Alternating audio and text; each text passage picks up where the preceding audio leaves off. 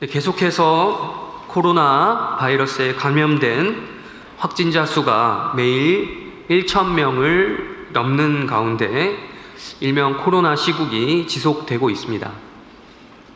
기존 코로나 바이러스도 감당하기 힘든 시점에 최근에는 각종 변이 바이러스가 생겨나고 있다는 소식을 듣습니다.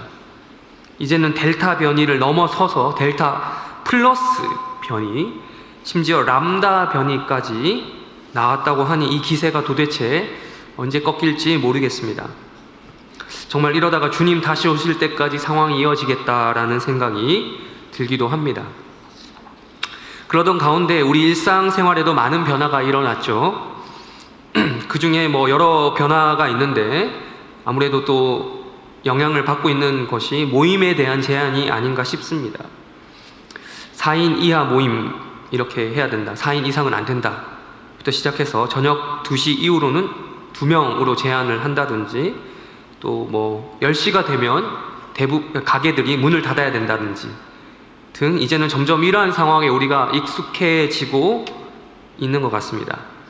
특별히 저 같은 경우는 운동 구기 종목을 참 좋아하는데요, 축구장이라든지 이런 것들이 폐쇄되어서 운동을 못하고 있는 현실이 전 참 안타까운 게 생각하는 사람 중에 하나입니다. 이러다가 건강이 나빠져서 더 빨리 죽는 게 아닐까라는 생각이 들 정도입니다. 그 와중에 어느덧 우리 기독교인들에게도 익숙해진 상황이 있죠. 바로 이 비대면 예배, 온라인 예배라고도 하기도 하고 영상 예배라고 부르기도 하고 그렇죠. 이렇게 예배를 드리는 것이 일상화되기 시작했다라는 것입니다. 사실 비대면 예배라는 용어 자체에 대한 신학적 검토가 필요하다, 충분히 해야 된다라는 의견이 있습니다.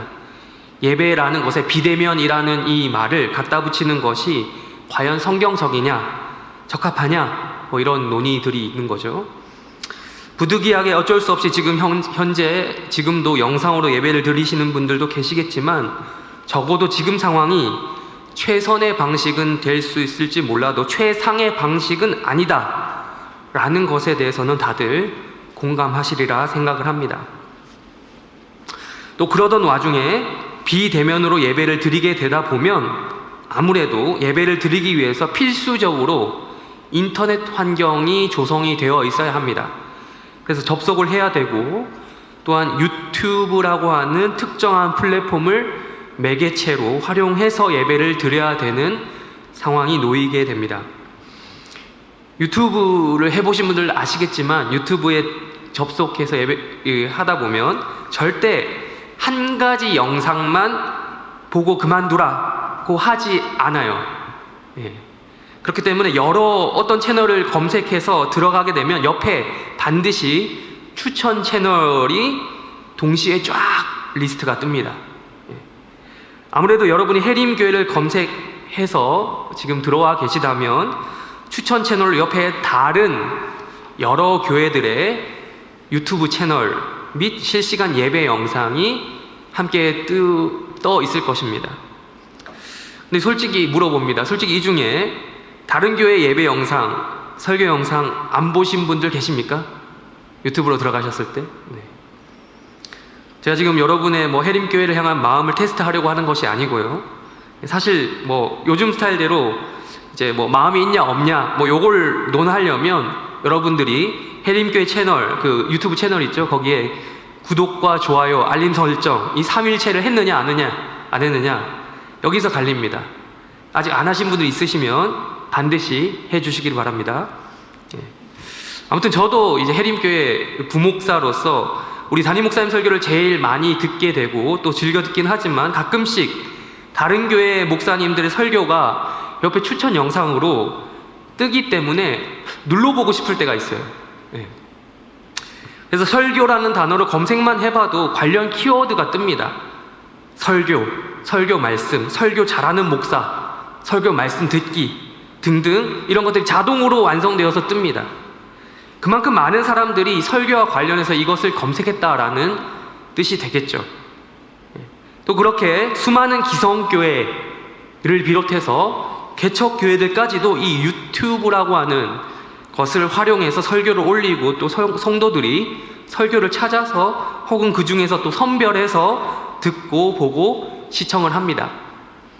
안 그래도 케이블 방송이 보급되면서 기독교 채널이 늘어나고 또 꼭 주일이나 수요, 금요, 새벽 예배 이런 정규 예배 시간이 아니어도 TV만 켜면 설교를 들을 수 있었던 시대가 되었는데, 이제는 얼마든지 움직이면서도 모바일로 자기가 원하는 설교를 골라서 들을 수 있는 시대가 된 거죠.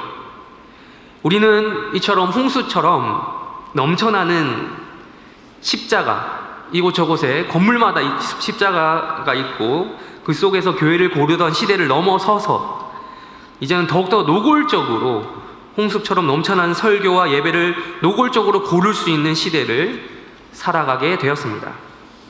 그렇다면 우리는 발달한 이런 인간의 기술 문명, 과학 문명에 따라 홍수처럼 넘쳐나는 예배와 설교 가운데 그만큼 기대값에 따른 많은 만큼 은혜를 많이 누리고 계십니까? 비가 너무 많이 내리면 홍수가 발생하죠. 그렇죠. 그처럼 홍수가 날 정도로 은혜의 물 속에서 기쁨으로 우리는 허우적될 정도로 살아가고 있냐는 말씀입니다. 오늘 말씀을 통해, 오늘 본문을 통해 잠깐 고찰해 보고자 합니다. 오늘 우리가 보고자 하는 사무엘상의 시대적 배경은 앞선 성경 룻기서와 마찬가지로 사사시대입니다. 물론 룻기보다는 세월이 조금 더 흐른 시대여서 사사시대 말기 정도 됩니다. 말기. 좀 더 정확히 말하자면 이 사무엘서는 사사시대와 왕정시대를 이어주는 다리 역할을 합니다. 선지자이자 제사장이자 사사였던 사무엘을 끝으로 사사시대가 종결이 되고 본격적으로 이스라엘이라고 하는 이 나라가 왕국 시스템을 갖추고 새 출발을 하기 때문이죠. 이렇게 사무엘서의 내용은 바로 사사시대와 왕정시대를 이어줄 다리 역할을 하게 되는 그 사무엘 선지자, 사사, 제사장이 태어나고 부르심을 받아 그렇게 사역하는 장면을 다루고 있습니다.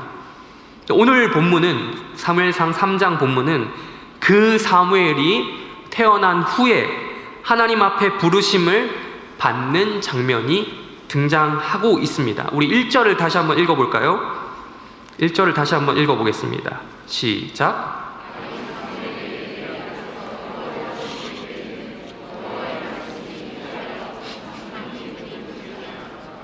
네, 사무엘이 어릴 때였다라고 말씀하고 있습니다. 한글 성경에서는 이를 단순히 아이라고 번역을 하고 있는데, 그래서 쉽게 아동의 이미지를 떠올리게 하는데, 여기 사용된 이제 히브리어 나아르라고 하는 단어는 아이라는 뜻도 있지만 이렇게 폭넓게 보면 젊은이, 청소년을 다 두루두루 포괄하는 말입니다.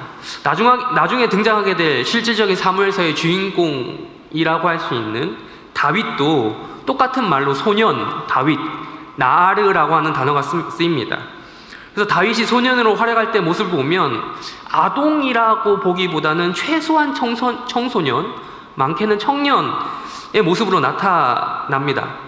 그러면 이 사무엘은 청소년 혹은 청년일까요? 네, 그렇게 보기에는 좀 무리가 있는 것 같습니다. 3장 19절, 우리가 오늘 찾진 않았지만 19절을 보시면 사무엘이 자라매라는 단어가 나오거든요. 이것을 봤을 때 일반적으로 성장기에 있는 아동 혹은 어린 청소년에 해당되는 말인 것 같습니다. 즉 이때 당시 사무엘은 유대 그 전승에 따라 12살 정도를 보는 것이 적당하다라고 볼 수 있겠어요. 그런데 이 1절에서 중요한 건요, 이 사무엘이 사무엘의 생김새, 아동이냐 청소년이냐 청년이냐 이런 외형적인 이미지가 아닙니다. 그것보다도 이때 당시 사무엘이 본격적으로 활동하기 전의 상황이 어떠했냐라는 배경에 대한 진술입니다. 지난주 새벽 예배 담임 목사님 설교를 통해서 이미 이야기가 어떻게 전개되는지 들어서 사전 지식이 있는 분들은 알겠지만, 사무엘은 엘리 제사장 밑에서 하나님을 섬기기 위해 일종의 준비를 하고 있었던 상황입니다. 그런데 1절에서는 이 시대적 배경을 다음과 같이 설명하고 있다는 거예요. 우리가 읽었다시피 여호와의 말씀이 희귀하여 이상이 흔히 보이지 않았다라는 것이죠. 여호와의 말씀이 희귀했다. 상당히 부정적인 진술입니다. 앞선 2장에도 나와 있다시피 제사를 비롯해서 율법에서 하라고 시킨 하나님과 이스라엘 백성 간의 그 교제 방식, 제사, 적어도 형식적으로는 아무런 문제 없이 이루어지고 있었습니다. 그러나 하나님께서 그 방식을 통해 따로 특별히 말씀하시지 않았다는 것이 문제였습니다. 제사장이자 선지자였던 엘리에게 말씀이 임하지 않았습니다. 형식만 보면 모든 것이 정상적으로 이루어지고 있었는데 결정적으로 선지자를 통해서 백성들에게 전달되어야 할 바로 그것, 계시와 이상이 보이지 않았다라는 거예요. 성경에 대놓고 이게 잘못된 것이다라고 명시하고 있지는 않지만 흐름상 성경의 저자는 이 상황을 긍정적으로 보지 않습니다. 하나님을 직접적으로 섬기던 제사장, 선지자, 사사에게는 말씀이 희귀해서는 안 됩니다. 드물어서는 안 됩니다. 빈번해야겠죠. 무언가 백성들에게 전해 주어야 할, 전달해 주어야 할 하나님의 말씀이 필요한 것입니다. 과거에 하나님의 계시와 이상이 이스라엘 백성들에게 임하던 방식대로 있어야 된다는 것이죠. 선지자는 계시와 이상을 흔히 볼 수 있어야 하는 위치에 있어야 했습니다. 저는 이 말씀을 통해서 저 자신을 보게 되더라고요. 또한 모든 그리스도인들을 보게 됩니다. 제가 목사로서 가장 난감할 때가 바로 이것입니다. 뭐 설교해야 되지? 라는 생각이죠. 이런 생각이 들면 참 곤란한 거죠. 선배 목사님들로부터 항상 듣던 말이 있습니다. 목사는 항상 3가지를 준비하고 있어야 된다. 죽을 준비, 떠날 준비, 설교할 준비. 사실 무엇을 설교해야 하는지 본문 선택이나 설교를 구성하기 위한 측면에서 잠깐 고민하면서 뭐 설교해야 되지? 라는 고민을 할 수 있겠지만 지금 설교할 거리 자체가 없다는 점에서 뭘 설교해야 될까라는 질문을 하게 되면 곤란하다는 것이죠. 얼마나 성경을 안 읽으면, 얼마나 그래서 소재가 없으면, 얼마나 나눌 말씀이 없으면 그렇겠냐라는 것입니다. 물론 기계적으로 억지로 세워놓고 설교하라고 하면야 할 수야 있겠지만 그런 기계적인 것을 넘어서서 하나님 말씀을 지속적으로 직접 경험하며 전할 준비가 되어 있어야 하는 것이 목사에게 주어진 선지자적인 숙명이다라는 것이죠. 근데 여기 사무엘서에 나온 구약의 언어로 말씀드리면 늘 말씀을 접하고 전하는 사람은 말씀이 희귀해서는 안 되고 이상은 흔히 보여야만 한다라는 것입니다. 즉 완성된 계시의 결정체라고 할 수 있는 이 성경 말씀을 앞에 두고 있는 우리에게는 항상 계시가 임해야 된다라는 것이에요. 이것은 비단 설교자에게만 해당되는 사항이 아닙니다. 모든 그리스도인들에게 해당이 되는 것이죠. 여러분은 말씀을 전문적으로 연구하고 풀어서 설명하고 적용하는 그런 설교의 단계를 겪진 않지만 자기 스스로 말씀을 통해 하나님의 계시를 접하는 사람으로서 그 말씀을 주변에 나누고 싶은 마음이 생겨야 되며 또 그래야 된다는 것입니다. 수동적으로 듣고만 있지 말고 적극적으로 들은 말씀을 전해야 된다는 것이죠. 그 과정이 또 다른 설교라는 것입니다. 모든 그리스도인은 어떤 면에서 작은 설교가의 역할을 하고 있다라고 할 수 있는 것입니다. 그리스도인에게 있어서 말씀은 그렇기에 희귀한 것이 아닙니다. 또한 이상 또한 흔한 것이 되어야 된다는 것이죠. 물론 제가 여기서 말씀드리고자 하는 말씀, 그리고 이상, 바꿔 말하면 환상, 이것은 제가 신비주의적인 측면에서 직통 계시를 의미하는 것이 아닙니다. 완성된 계시로서 66권의 성경을 통해 성도들에게 주어지는 모든 성도들에게 허락되는 분명한 삶의 지침이라는 것이죠. 세상 모든 사람들이 육안으로 하나님의 존재를 인정하지 않아도 적어도 모든 그리스도인, 우리만큼은 영적인 세계를 인정하며 또한 그 영원한 나라를 향해 걸어가는 순례자로서 비그리스도인과 분명히 구별되는 그 말씀, 구별되게 하는 그 말씀과 이상을 들어야 되며 봐야 된다는 것입니다. 그래서 비그리스도인과 우리는 다 차원이 다른 삶을 살도록 만드는 힘이 실제로 있음을 믿으며 살아가는 것이 바로 우리 그리스도인들에게 주어진 말씀 혹은 이상이다라고 할 수 있겠습니다. 이러한 것들이 과거 구약 시대에는 직접적인 계시, 직통 계시로 허락되었습니다. 그리고 매우 소수인 선지자들에게만 허락이 되었습니다. 그때는 반드시 이런 것들을 전달하던 수단인, 그렇기 때문에 선지자의 역할이 매우 중요했습니다. 그러나 1절에서 이야기하고 있죠. 그때 상황은 그렇지 못했다라고 이야기하고 있습니다. 이어서 2절을 우리 한번 읽어볼까요? 2절 읽어보겠습니다. 시작.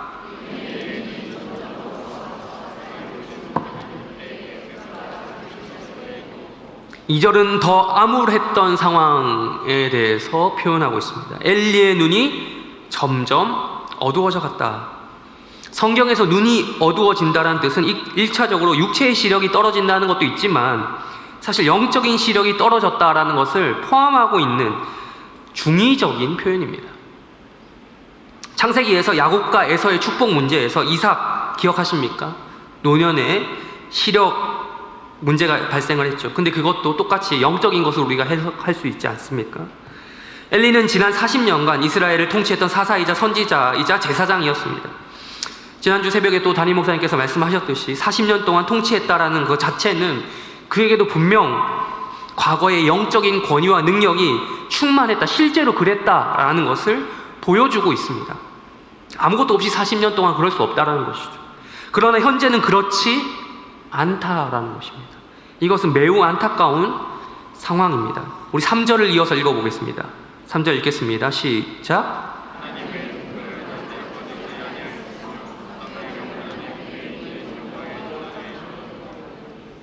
그런데 여기에서 놀라운 일이 일어나는 것입니다. 3절 첫 부분에서 어떠한 희망적인 메시지를 전해주고 있습니다. 하나님의 등불은 아직 꺼지지 아니하였다. 물론 이것이 1차적으로는요, 성막에 항상 켜두어야 되는 그 등불, 율법에 명령한 바대로 그대로 지켜지고 있는 평범한 상황에 대한 문구일 수도 있겠지만 성경의 의도는 좀 더 이것에 영적인 의미를 부여하고 있습니다. 아직 하나님의 등불, 즉 어둠 가운데에서도 빛으로 임하시는 하나님의 역사, 즉 희망적인 상황은 아직 끝나지 않았다는 것입니다. 그러니 좌절할 단계는 아니라는 것입니다. 과거 엘리를 통해 계시하시고 이상을 보여주시고 역사하셨던, 말씀하셨던 그 하나님은 지금 또 다른 하나님의 사람, 그 누군가를 통해 하실 것이다 라는 것이죠. 그게 바로 누구라고 하는 것입니까? 3절에 나오죠. 사무엘입니다. 사무엘이 여호와의 전안에 누워 있다라는 것이죠. 그가 하나님의 음성을 들을 것이다 라는 것이죠. 그가 하나님의 부르심을 받게 될 것이다 라는 것입니다. 4절을 우리 한번 읽도록 하겠습니다. 4절 읽겠습니다. 시작.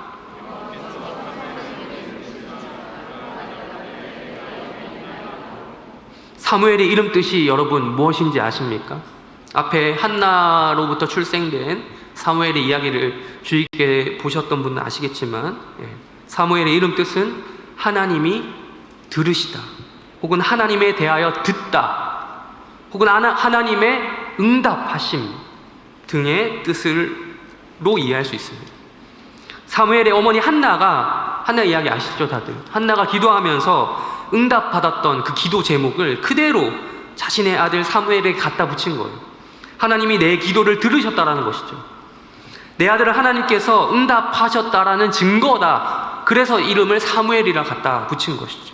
하나님의 응답, 바로 그 하나님께서 사무엘을 부르신다는 것이죠. 사무엘은 지금 자신의 이름이 뜻하는 바와 같이 하나님의 음성을 듣고 부르심에 반응해야 되는 상황에 놓여 있습니다. 말씀이 임하지 않았던 그 어두운 시대에 사무엘의 이름처럼 하나님이 응답하셨고 말씀이 임했다.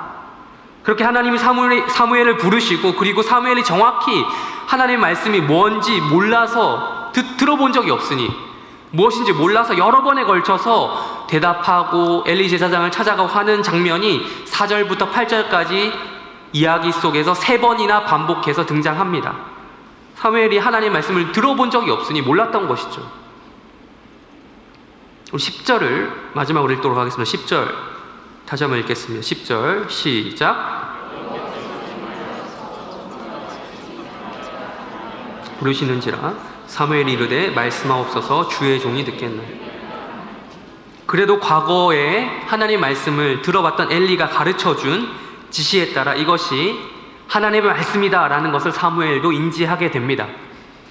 그래서 하나님 말씀을 듣게 되고 엘리가 가르쳐준 대로 하나님 말씀해 주십시오, 주의 종이 듣겠습니다 라는 대답을 하게 됩니다. 그리고 하나님께서 사무엘에게 말씀을 주시는 장면이 본격적으로 이후의 구절들을 통해서 우리가 확인할 수 있겠죠. 말씀을 정리하도록 하겠습니다. 아까 제가 처음 설교를 시작하며 유튜브에 설교가 홍수처럼 넘쳐난다라고 말씀을 드렸죠. 이런 속담이 있습니다. 홍수 속에 마실 물이 없다. 지금 우리는 라디오, TV, 유튜브 등등의 매체를 통해서 말씀과 설교가 넘쳐나고 있는 시대를 살고 있습니다. 골라 들으면 됩니다. 당장 스마트폰 여러분 열어서 보시면, 검색해 보시면 수많은 교회가, 검색 안 해도 여러분이 많이 찾아보셨으면 이미 추천에 뜰 거예요. 수많은 교회와 설교자들에 의해 올라온 설교 영상, 예배 영상들이 홍수처럼 불어나 있습니다. 요즘 개척교회 필수 아이템이 뭔지 아십니까? 유튜브 방송 장비라고 합니다. 방송하지 않는 교회가 더 이상할 정도의 시대가 되었습니다. 이렇게 우리 주변에 접할 수 있는 그러한 말씀, 예배들은 많습니다. 그러나 정작 우리가 마실 물은 얼마나 있습니까? 지금 제가 하고자 하는 말씀의 핀트를 잘못 잡으면, 그래, 설교가 별로인 데가 많아 라는 식의 설교 질의 좋고 나쁨을 이야기하는 것처럼 들릴 것입니다. 그러나 정확히 반대입니다. 우리의 태도를 보자는 것입니다. 개인적으로 제가 군대에서 경험한 것인데, 정말로 제가 말씀에 갈급해 보니, 교회에 가지도 못하게 막은 상황을 경험해 보니, 말씀이 희귀하면 성경만 읽어도, 예배당에 몸만 들어가도, 목사님이 앞에서 어떠한 설교를 하셨어도 눈물이 주르륵 흘렀다라는 것이에요. 은혜 받으라고 그렇게 외치던 은혜로운 설교 목사님, 제가 군인이 아닌 시절 그런 외침이 굳이 없어도 그냥 오토예요. 자동. 오토로 은혜를 받습니다. 설교를 듣는 우리는 대형마트에서 좋은 물건을 고르듯이 설교를 고르고 은혜가 되는 예배를 고르고 하는 행위를 할 수 있는, 얼마든지 마음만 먹으면 할 수 있는 시대를 살게 되었습니다. 어딜 가도 넘치는 설교와 예배 속에 인터넷 쇼핑하듯이 취사 선택해서 골라서 듣는, 물건 고르듯이 하는 우리의 자세는 과연 그리스도인으로서 하나님 앞에 바른 자세로 예배하고 있는 것이 맞을까요? 이는 꼭 온라인 예배에만 해당되는 것은 아닐 것입니다. 사무엘상 초창기 엘리 선지자 시대처럼 우리는 형식적인 제사, 그러니까 예배라고 하는 이런 시스템은 여전히 얼마든지 우리가 세팅되어 있고 넘쳐나고 있는 것을 우리가 주변에서 볼 수 있습니다. 우리 예배가 그렇긴 한데 우리의 예배 가운데 정작 우리가 들어야 될 그 말씀, 우리가 듣도록 노력해야 되는 그 말씀, 우리에게 들려야 될 그 말씀은 희귀한 것은 아닌지, 말씀을 통해 천국을 향한 이상과 환상을 우리는 보고 살아야 되는데, 그게 일상이 되어야 되는데, 믿음은 바라지 않는 것들의 실상이라고 했는데, 그런 계시들이 더 이상 우리를 사로잡고 있지 않은 것은 아닌지 돌아보아야 한다는 것입니다. 그렇습니다. 우리에게 말씀이 들려야 합니다. 그리고 우리는 말씀을 들어야 합니다. 어떠한 말씀이 선포된다 하더라도 우리는 사무엘이 들었던 것처럼 여호와여 말씀하옵소서, 주의 종이 듣겠나이다 해야 합니다. 이것은 하나님께서 우리에게 주신 이성적인 활동을 무시하라는 말이 아닙니다. 우선적으로 내가 말씀을 고르겠다는, 내가 예배를 고르겠다라는 기본적인 태도를 버려야 한다는 것입니다. 버리지 않으면 그럴수록 예배의 종류는 많을지라도 우리에게 주어지는 말씀은 점점 더 희귀하게 될 것이고, 이상은 점점 더 보이지 않을 것이고, 영원한 하나님 나라에 대한, 그 천국에 대한 소망은 점점 더 사라지게 될 것입니다. 기대하건대 여러분이 해림교회 성도들인 만큼 바로 우리 해림교회의 예배를 통해서, 담임 목사님의 설교를 통해 선포될 그 말씀을 통해서 사무엘에게 임하셨던 하나님의 그 부르심이 그 말씀이 우리 모두 가운데 있기를 바랍니다. 이제 예배를 회복해 나가는 중에 있습니다. 아직 사정상 못 나오시는 성도들도 계실 것이고 그러시리라 생각을 합니다. 그런데 우리 해림교회에서 드리는 예배만큼은 수많은 형식적인 예배들 중에 하나가 아니라, 여러 넘쳐나는 유튜브 설교 영상 중에 하나가 아니라, 사무엘에게 말씀하셨던 하나님처럼 하나님의 말씀을 통해, 예배를 통해 우리를 부르신 역사가 똑같이 일어나기를 바랍니다. 우리 가운데 말씀이 주어졌을 때 사무엘처럼 내가 여기 있습니다 하나님 하고 반응하는 은혜가 있기를 바랍니다. 기도하겠습니다.